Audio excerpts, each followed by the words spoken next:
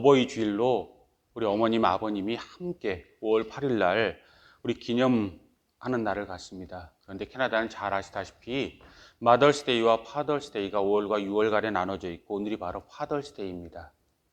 네, 어머님에 대해서는 우리가 너무나도 잘 알죠. 지난번에 우리가 영국 문화협회에서 실시한 옛날에 갤럽 조사에서 1위가 어머니였다는 것, 그리고 어머니는 당연히 그 1위가 되는 것이 마땅하는 것은 우리 모두가 다 인정하는 바일 것입니다.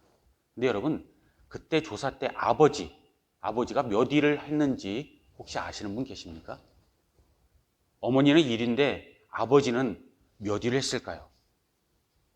아버지는 참 충격적이었습니다. 72 이하였습니다. 더 놀라운 것은요, 아버지가 70이면 중요한 것이 많이 올라갔겠지, 우리가 그렇게 생각하면서 마음의 위로라도 받을 텐데 그 내용들을 보니까 전혀 위로가 되지 않았습니다. 저도 아버지지만 이 아버지의 위상이 얼만큼 세상 사람들 가운데 각인되어져 있지 못한가, 이것을 보면서 충격을 받은 적이 있습니다. 그 이유는 70이 이전에, 아버지 이전에 있는 그 리스트들 때문입니다. 그 이전에 무슨 단어들이 있었냐면 우산, 벌, 캥거루, 바나나, 호박, 이런 것보다도 아버지들이 못했다라는 그런 이 설문조사입니다. 참 충격적이지 않습니까? 아버지들이 집에 참 못하기 때문에 그럴 만도 하다, 어찌 보면 뿌린 대로 거두게 된다라는 그런 생각도 하면서 또 반성하게 되지만, 아버지 위상이 이렇게 집안에서 가족들의 사랑의 대상이 되지 못한다는 것 우리가 한번 기억한다면, 아버지들을 위해서 아버지가 유능하건 유능하지 않건 한 번 더 기도해 주실 수 있는, 가장들을 위해서 기도해 주실 수 있는 하나님 백성들 되실 수 있길 바랍니다.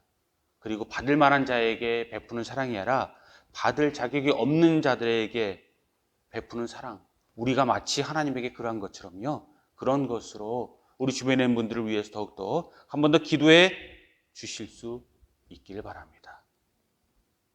그런데 제가 오늘 이 말씀을 드리는 이유는요, 이 우리 육체의 아버지의 문제 때문이 아닙니다. 제가 드리고 싶은 이야기는, 또 오늘의 주제는 하늘의 아버지에 대한 이야기이기 때문입니다. 여러분, 하나님을 사랑하실 것입니다. 사랑하시고 또 더욱더 사랑하시고 가장 귀한 것을 여러분이 잡으셨다면 결코 잡고 놓지 않으실 수 있기 바랍니다. Never give up. 이것은 세상의 모든 욕심이나 야망이나 우리의 꿈에 해당되는 단어가 아니라, 저는 우리 구원의 역사, 우리 하나님의 은혜, 그리고 우리와 하나님의 관계에서 사용되어야 할 단어라고 저는 믿습니다. 가장 귀중한 것을 잡고 하나님의 구원의 역사를 받았고 하나님의 거룩한 백성이 되었다면 그 소중한 것을 잃어버리지 아니할 수 있는 하나님 백성들로서 하나님과 늘 만나실 수 있기를 바랍니다.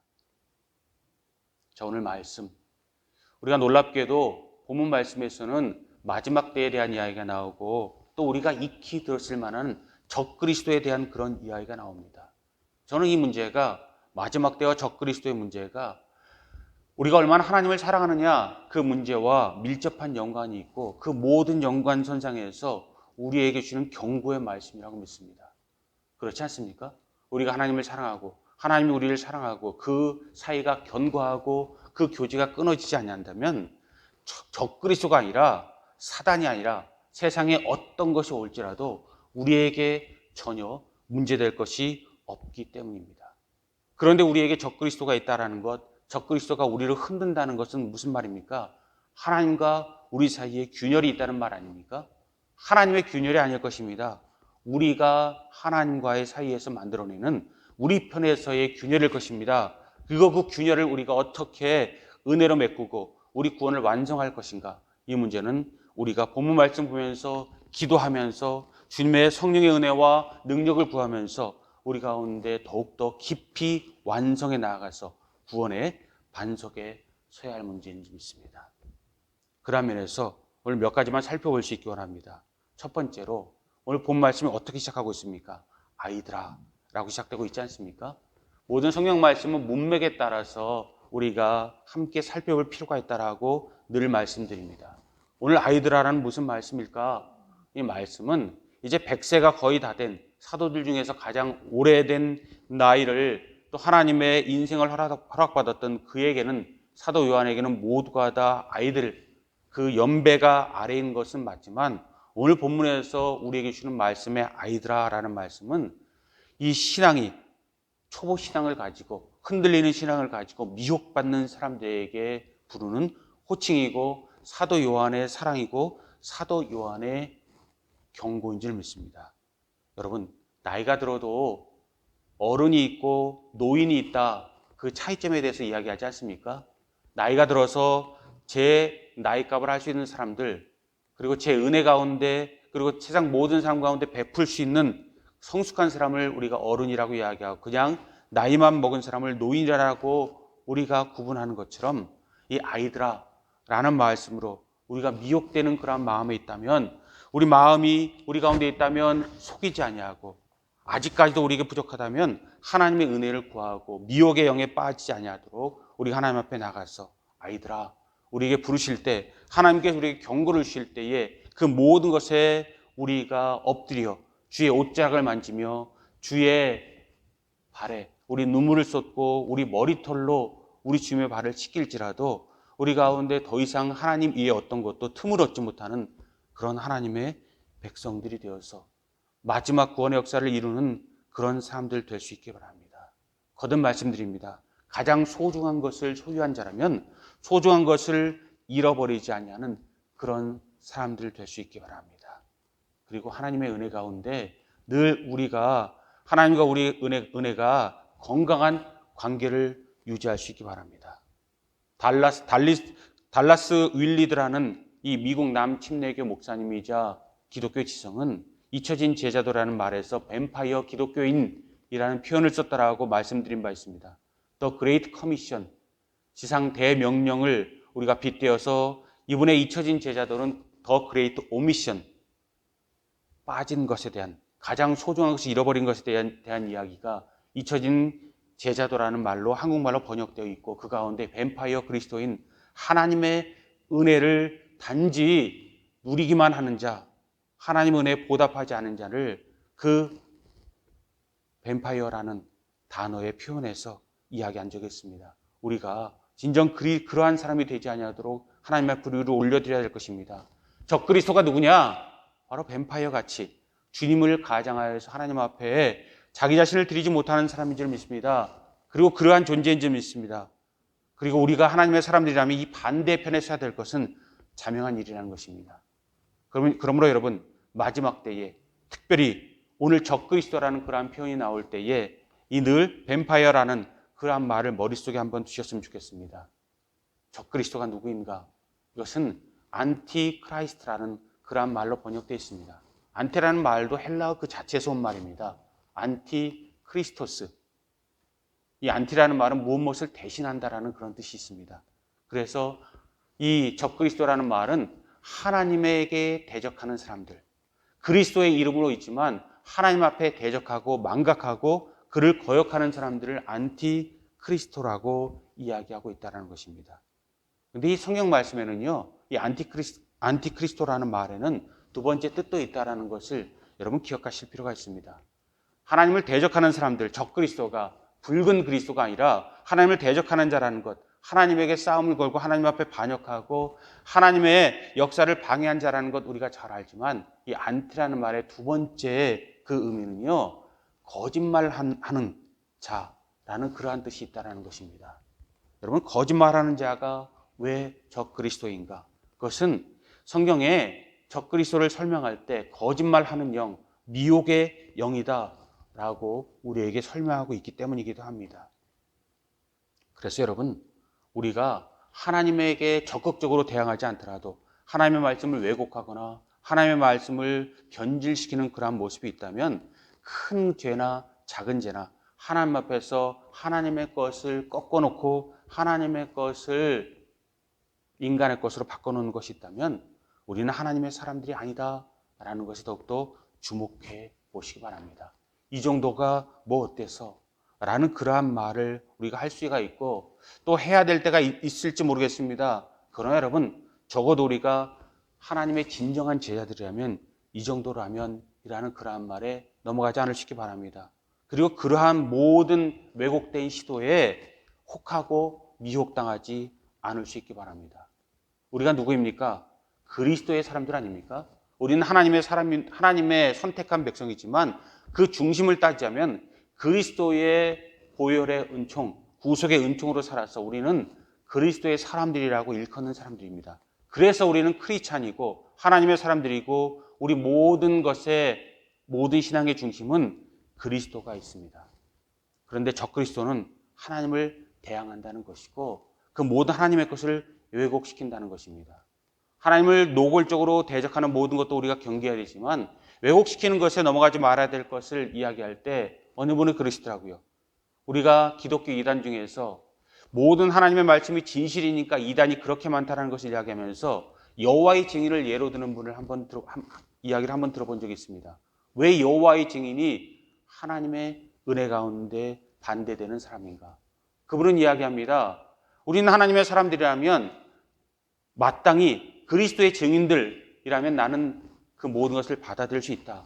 그러나 그리스도의 증인들이 아니라 여호와의 증인들, 하나님의 이름의 증인들이라는 그런 말 자체가 그리스도를 부인하는 그 마음속에 있으므로 그 뜻 가운데 있으므로 나는 그들을 용납할 수 없다. 그런 이야기를 하신 적이 있습니다. 참 제가 생각하지 못했던 그런 것을 저에게 인사이트를 영적 감흥을 주신 그런 이야기입니다. 그렇습니다. 우리가 하나님의 사람들이라 하면서 그리스도의 이름을 자꾸 다른 것으로 혹시 대체하고 있지 않습니까? 하나님의 이름으로 그리스도라는 이름을 우리가 대체하고 있는 것. 그리고 그 모든 것이 아무렇지도 않게 이야기되는 것. 하나님의 모든 가치가 세상의 가치랑 바뀌어도 세상이 바뀌고 문화가 바뀌어서 이것은 하나님의 뜻 가운데 전혀 문제가 되지 않아 라는 그런 생각이 우리에게 있다면 정말 그러한가 하나님 말씀을 더욱더 깊이 묵상해 보시기 바랍니다. 금식 기도는 이럴 때 하실 수 있기 바랍니다.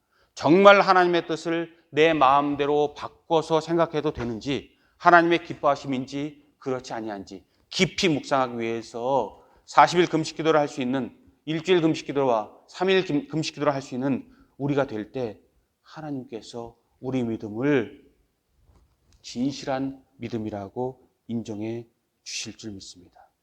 그러면 여러분 적그리스도가 하나님을 대적할 때 그리고 그 모든 은혜 가운데 우리를 미혹할 때 우리 모든 모습이 무엇이 중요한지 생각할 때 하나님께 우리에게 주시는 단어는 정말 중요한 단어는 유비무한 우리가 하나님께 우리에게 은혜를 주시고 시간을 칠 때 준비해서 만약의 사태를 준비해서 만약의 사태가 우리에게 올지라도 꺾이지 아니하고 그리고 그것이 흔들리지 아니하고 무너지지 아니하는 우리가 성을 지키는 그러한 군사들이라면 우리 성을 넉넉히 지킬 수 있는 하나님의 사람이 될 때에 우리는 하나님의 은혜 안에 있고 믿음 안에 있고 하나님의 기뻐하심이 될 수 있다고 믿습니다.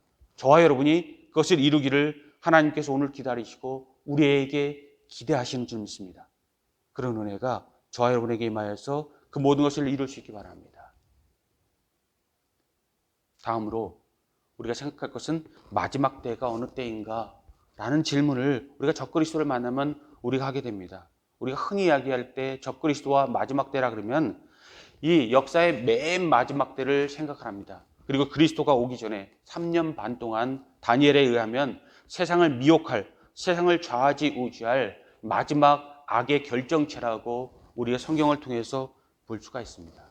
그런데 성경 말씀을 우리가 가만히 들여다보면 그것도 사실이지만 그것보다 더 큰 의미가 있다는 것을 종종 만날 때가 있다는 거죠. 마지막 때가 언제인가 그것을 이야기할 때 이 과거부터 현재와 미래까지 늘 마지막 때가 우리에게 이야기되어져 왔다는 것 여러분 아실 겁니다. 그리고 이 시한부 종말론을 이야기하는 그런 이야기와 그런 우리의 역사를 우리가 너무나도 잘 알고 있지 않습니까? 비단 그 이전에 초대교회와 또 중세와 근대와 현재와 미래까지 이 마지막 때에 대한 그런 논쟁은 우리에게 분명히 있을 것입니다.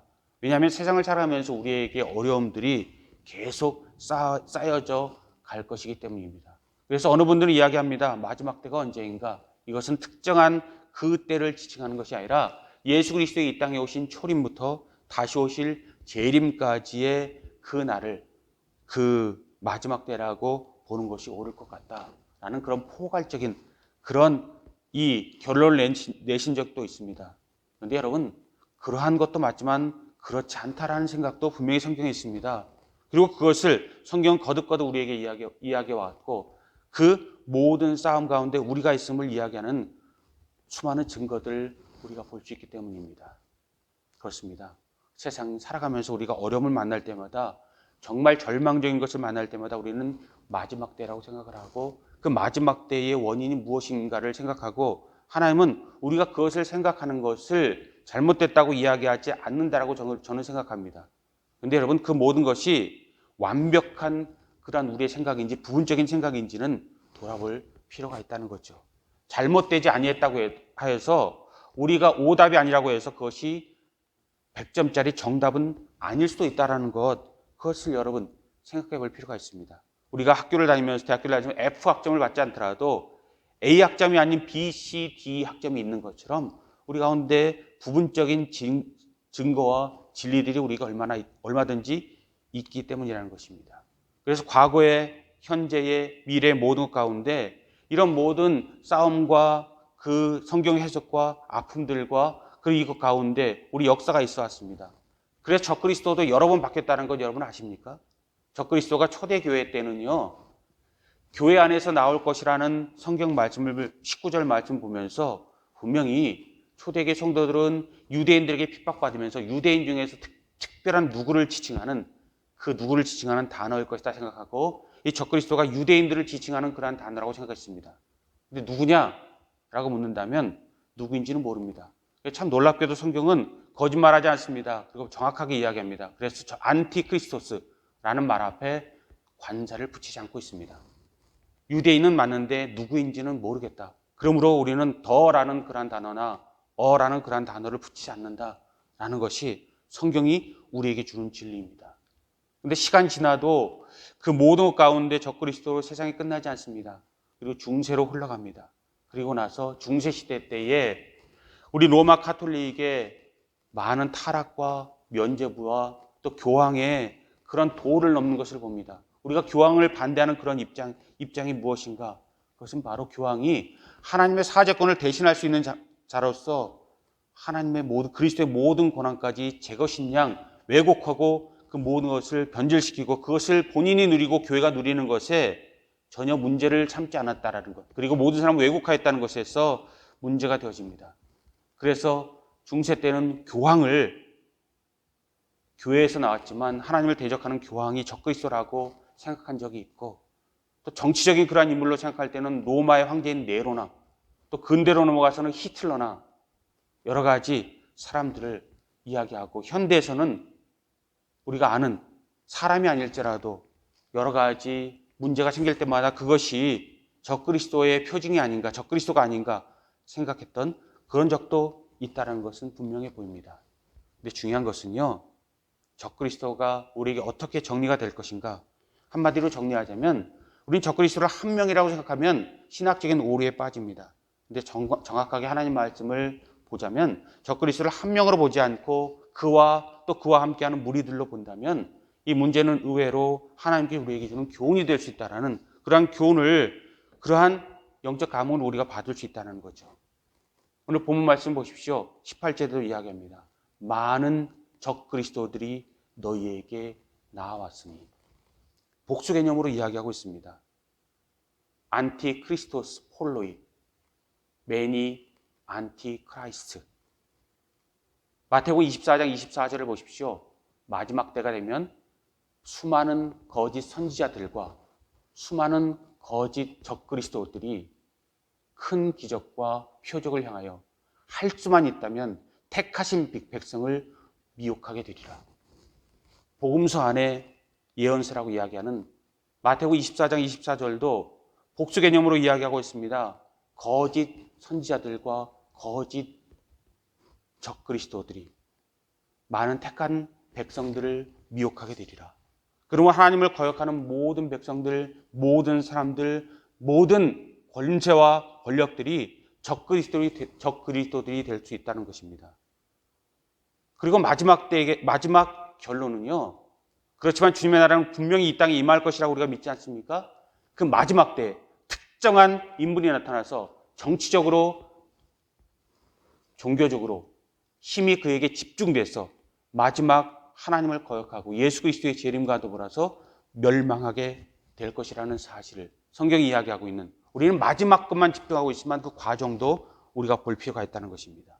그래서 적그리스도는요, 마지막으로 정리하자면 다니엘서에서는 정치적인 그러한 권세를 가진 자로 이야기하고 있습니다. 사도 바울은 종교적인 권세를 가진 자라고 이야기하고 있고요. 우리가 읽고 있는 사도 요한은 정치적인 측면과 종교적인 측면 두 가지를 다 이야기하고 있습니다. 그래서 그는 계시록에서 이야기합니다. 바다에서 올라오는 짐승과 땅에서 올라오는 짐승. 바다에서 올라오는 짐승은 정치적인 적그리스도와 땅에서 올라오는 그 짐승은 종교적 측면에서의 적그리스도에 대해서 이야기하고 있다는 것입니다. 그리고 그 모든 것이 마지막 때에 마지막 하나님을 대항하다가 주님의 나라와 더불어서 모든 것이 정리되어지고 하나님 나라가 이 땅에 임할 것이다. 그러므로 특정한 시간이 우리에게 분명히 다가옵니다. 그러나 순간순간에 우리의 모든 가운데 적그리스도도 우리에게 도처에 우리 가운데 있어서 우리를 흔든다는 것을 기억하시고 마지막 때가 되어서 그때에도 흔들리지 아니하고 마지막 때에 뽑히지 아니하여서 구원의 완성을 이루시는 하나님의 백성이 되길 바라는 것이 하나님의 뜻이고 우리의 소명이고 우리의 은혜인 줄 믿습니다. 그러므로 마지막으로 우리가 기억할 것이 있습니다. 우리가 기억할 것이 무엇인가? 그렇다면 이 적그리스도에게 넘어가길 바라지 않는다라는 어찌 보면 당연한 것을 우리가 누누이 이야기하고 있는데 이 모든 것 가운데서 그러면 개혁교회 전통이고 복음주의 전통인 성도의 견인, 그것은 어떻게 되느냐? 하나님께 한 번 구원한 백성은 절대 포기하지 아니하고 끝까지 구원을 이루신다고 했다면 하나님께서 책임지고 교회 안에서 적그리스도가 생길 수가 없는 거고 적그리스도가 생긴더라도 하나님의 백성은 그 구원에서 결코 떨어져 나갈 수 없는 하나님의 보장이 있지 않느냐. 우리가 물을 수 있지 않습니까? 수많은 근대 복음주의와 그리고 또 교회의 개혁주의에도 장로교회도 그렇게 가르치고 저도 그렇게 여러분들한테 말씀드린 적이 있습니다. 근데 문제는 우리가 믿으면서도 그 낭망하고 교회 안에서 떠나는 사람들, 배교하는 사람들, 하나님과의 다른 길을 가는 사람들이 결국 우리 가운데서 등장하고 있지 않습니까? 그럴 때 우리에게 그 문제가 어떻게 해결될 수 있느냐? 이것은 우리에게 실질적인 문제가 되어질 것입니다. 그것에 대한 답은 무엇일까요? 현대 교회를 향한 10가지 기소장이라는 글을 쓴 폴 오셔 목사님은 이것에 대해서 이야기할 때 참 멋진 말을 남겼더라고요. 그분이 이야기합니다. 성도의 견인, 하나님께서 택한 백성은 끝까지 책임지실 것이다. 나는 그 믿음, 이 개혁교회 전통과 복음주의의 이 믿음과 신조를 나는 결코 거부할 생각이 없다. 그리고 그것이 이루어질 것이라고 나는 믿는다.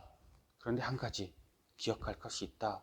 그것은 바로 인간의 의지로 구원을 얻을 수 없다라는 것과 또 중간에 믿음을 잃고 떠나가는 사람들에 대해서 중간에 성도의 견인이 파괴되었다라고 믿는 것이 아니라 중간에 가룟 유다나 사울 왕이나 떨어져 나가서 하나님과 떨어진 모든 사람을 생각할 때 우리가 생각할 것은 그들이 진정으로 구원받은 사람이었나 생각해 볼 필요가 있다라고 그분은 이야기합니다. 그러므로 진정한 구원은 하나님께 성도의 견인, 택한 백성은 끝까지 인도하여서 구원을 이룰 것이다. 그러나 중간에 떨어져 나간 그러한 사람들이 신자였다가 떨어져 나갔다라는 그러한 우리 교만을 버리자. 그분은 그렇게 이야기합니다. 그분이 중간에 떨어져 나갔다면, 그분이 마지막에 떨어져 나갔다면 그분은 진정 그리스도인이 아니었을 수 있다는 것입니다. 무늬만 그리스도인이고 그리스도와의 관계가 좋아서 좋은 관계만 유지하는 사람들이었을지는 몰라도 진정한 하나님의 사람, 하나님의 제자, 하나님의 사람으로 크리스찬이라는 일컬음을 받고 참된 구원에 해당하는 그런 분은 아닐 수 있다라는, 그리고 아닌 것이 아닌가라는 그분의 이야기를 들은 적이 있습니다. 그렇습니다. 우리가 참된 하나님의 사람들이라면 하나님께서 우리를 이끌어 나갈 것이고 우리를 구원하실 것입니다. 그런데 우리에게서 문제가 생긴다면 우리 하나님이 없다라고 우리가 손가락질 하기 이전에 우리 문제가 무엇인지를 생각해 보시기 바랍니다. 우리가 하나님을 아무리 원망하고 하나님에게 손가락질해도 창조주 하나님 그분이 사라지지 않고 그분의 역사가 우리 뜻대로 바뀌지 않습니다. 그리고 그것은 역사가 마지막 때에 분명히 증명할 것입니다. 그것이 우리의 믿음이고 신앙이고 기독교의 변함없는 주장입니다. 그렇다면 우리 모습을 돌아보고 우리 자신의 필요한 것이 무엇인지를 다시 한번 돌아보고 우리 자신 가운데 근본적으로 빠져 있는 것이 있다면 그것을 바꾸고 근본적으로 우리에게 환상 가운데 빠진 환상의 기독교 가운데 우리가 머물러 있다면 그 모든 것을 우리 가운데 오늘도 다시 한번 버리고 하나님 앞에 깊이 더 깊이 하나님의 품 안으로 들어가실 수 있길 바랍니다. 부끄러운 고백 같지만요, 가끔가다 교회 오다 보면 또 어디 가다 보면 중요한 물건을 놓고 와서 집에 돌아갔다가 올 때가 있습니다. 그 가운데서 화가 나기도 하지만, 그리고 그 물건이 한번 생각해 봐서 필요 없다면 그냥 없고 그냥 안 쓰기도 하지만 그것이 필요하다면 문제가 달라집니다. 옛날에 제가 저희 처가댁 식구들이랑 나이아가라 폴에 한번 놀러 간 적이 있거든요. 한참 놀러 가다가 거의 나이아가라 다 가서 공원에 도착했더니 장모님이 그렇게 맛있게 싸놨던 김밥을 10인분도 넘는 김밥을 현관에다가 아주 잘 놓고 와서 돌아갈 수가 없어서 그 김밥을 씌워서 버린 기억이 있는데, 그러한 것이라면 문제가 되지 않지만 우리 꼭 필요한 것을 우리가 집에서 놓고 왔다면, 중요한 것을 놓고 왔다면 집에 가서 다시 시간이 걸리더라도 양해를 구하고 가져와서 우리 그것을 사용해야 되는 것처럼 우리 하나님과 우리의 모든 일 가운데서도 그런 모든 것이 있다면 우리 가운데서 그것을 가져와서 잊어버리지 아니하고 이 없으면 잇몸이라는 그러한 마음으로 그 아무것도 아닌 것과 가장 중요한 것을 똑같은 범주에 놓고 우리가 평가하고 그 가운데서 우리 모든 것을 잃어버리지 아니하고 그 가치를 잃어버리지 아니하는 저와 여러분들 되시기 바랍니다. 그리스도가 그런 존재라는 것입니다. 제 말씀의 요체는 그것입니다. 꼭 집에 돌아가서라도 가져와야 될 그 중요한 물건이 있다면 그것보다 더 소중한 예수 그리스도가 우리 가운데 있고, 그 은혜 가운데 우리가 진정으로 은혜 가운데 살아가서 적그리스도가 우리 가운데 틈을 얻지 못하게 하는 것, 마지막 때의 구원이 남의 이야기가 아니라 우리의 구원이 되게 하는 그런 역사로 우리 자신을 하나님 앞에 드려질 때 하나님께서 우리를 기뻐하실 것이라는 것입니다. 그리고 두 번째는 소중하지 않은 것 같아도 이것이 집에 갔다 와야 되는가, 갔다 오지 않아도 되는가, 중간쯤 하프앤하프로 우리가 될지라도 우리 가운데 생각해보고 우리 가운데 교훈을 받아야 될 것도 있다라는 그런 생각도 한번 해보았습니다. 아직도 코로나 바이러스가 끝나지 않아서 갈 수 있는 곳이 제한되어 있지 않습니까? 가끔 저희 가족이 그나마 조금 풀려서 운동을 좀 요새 하고 있습니다. 테니스를 우리 가족이 함께 치고 있는데, 그것 외에 종종 우리 가족이 가는 것은 호숫가에 갑니다. 이 토론토 호숫가나 위비 호숫가나 좀 멀리 가서 여러 가지 호숫가에 가는 그런 일이 종종 있습니다. 근데 지난주에 이 오샤와 호숫가에 갔거든요. 근데 평생 한 번도 보지 못한 좀 신기한 것을 본 적이 있습니다. 여러분 혹시 그 미니밴에 그 음악을 틀고 다니면서 비눗방울을 이렇게 막 날리고 다니는 그 밴을 본 적 있습니까? 참 신기하고, 아이스크림 트럭도 아니고 아이스크림 트럭처럼 생겼는데 음악을 틀고, 복음성가는 분명히 아닌데 기분 좋게 하는 음악을 틀고 이 비눗방울들을 계속 터뜨리고 다니는 그런 밴이 하나 왔더라고요. 가까이 가서 사진도 찍고 봤더니 그 옆에 처치 오브 버블스 그렇게 써놨더라고요. 반대편에는 bubbles.ca 이런 식으로 써놓기도 했지만 처치 오브 버블이라는 그런 말로 이렇게 써놓고 사람들을 잠시나마 행복하게 해주는, 제가 어린아이가 아니지만 저는 아직도 비눗방울을 보면 즐거울 때가 있거든요. 근데 그 음악을 틀어놓고 비눗방울을 날려서 많은 사람들이 그곳에 많이 모여서 사진도 찍고 하는 그런 모습을 봤는데 궁금하더라고요. 처치 오브 버블이 뭘까? 어느 교회에서 그 전도하기 위해서 저 밴을 이용하는 걸까? 한번 들어가 찾아봤더니 문제가 좀 있는 분이더라고요. 여러 가지 문제가 있어서 몇 번 체포되기도 하고 건강하지 않은 분이라는 그런 이야기를 들은 적도 있습니다. 혹시 여러분 가다가 처치 오브 버블이라는 그러한 비눗방울을 터뜨리고 있는, 그리고 사람들을 그 잠시 환상 속에 빠지는 그런 차를 본다면 그분들이 진정한 구원을 받도록 기도해 주십시오.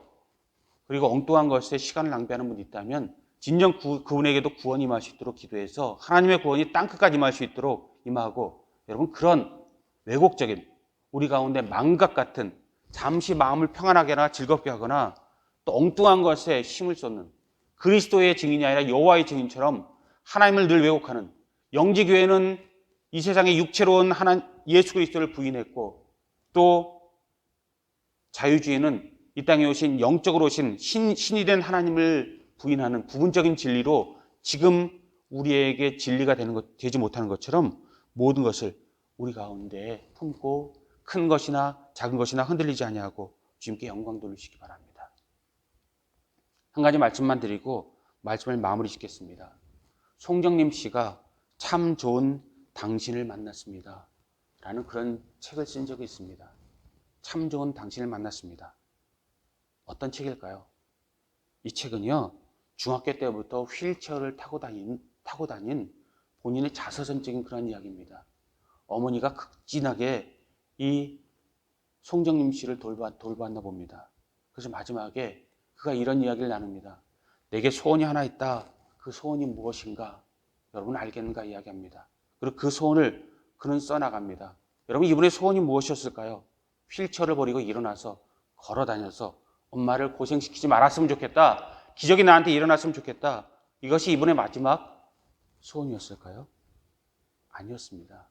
이분의 소원은 내가 마지막 한 가지 꼭 이루어질 수 있는 소원이 있다면 다음 생이라도 내 엄마의 엄마로 태어나서 내 어머님께서 나를 사랑하신 것처럼 내 어머니를 사랑할 수 있는 그런 사람이 될 수 있도록 나는 기도한다. 그것이 내 마지막 기도다. 송정림 씨를 돌본 어머니도 멋있고 이분도 멋있지 않습니까? 저는 그래서 이 책이 마음에 감동을 준다라고 믿습니다. 그렇습니다, 여러분. 적그리스도니 마지막 때이니 또 여러 가지 우리 가운데 복잡다답한 교리 문제가 아니라 하나님께 우리를 사랑하셨다면 우리가 하나님을 사랑할 수 있는 그런 단계로 나아가서 적어도 하나님의 은혜를 받고 분명히 다른 시대에 다른 나라 다른 가치관으로 살 수 있도록 우리를 이끌었다면 죄악이 만연한 어떤 시대를 살아가건 하나님께 우리를 사랑하신 것처럼 우리도 하나님을 사랑할 수 있고 우리 가운데 하나님의 역사가 일어나게 만드는 하나님의 구원의 반석들이 될 수 있기를 바랍니다. 하나님 여러분을 사랑하십니다. 사탄은 끝까지 우리를 미혹해서 할 수만 있다면 한 사람이라도 떨어뜨려 나가게 할 것이고요. 분명히 안타까운 사실은 교회 안에서 누군가는 떨어져 나갈 일이 생기게 될 것이라는 것입니다. 19절 말씀을 마음에 깊이 생각해 보시기 바랍니다. 우리가 뼛속까지 100% 하나님의 사람들이 아니라면 우리가 아무리 위장하고 하나님과의 관계성 가운데 체면체로 주님 옆에 남아있고 싶어도 언젠가 주님에게서 분리되게 될 것이라는 것입니다. 떨어져 나가게 될 것이라는 것입니다. 억지로 출교당해서 떨어져 나가는 것이 아니라 자연스럽게 낮과 밤이 나뉘듯이 빛과 어둠이 나누듯이 나누어지게 되어져 있는 것이 진리라는 것입니다. 그러므로 주님 앞에 떨어져 나가는 사람이 아니라 참 좋은 당신을 만났습니다라는 말처럼 우리 주님의 사랑이 우리 가운데 해처럼 임했다면 하나님 앞에 돌려드리고, 그래서 사도 요한이 그렇게도 이야기하는 하나님과 우리 가운데 교제가 이루어서 성령의 역사가 이루어지기를, 구원의 역사가 이루어지기를, 죄악의 시대에 끝까지 구원받는 성경의 노아 같은, 그리고 롯 같은, 그리고 하나님의 사람들 같은 그런 역사가 임하시기를 주님의 이름으로 축복합니다.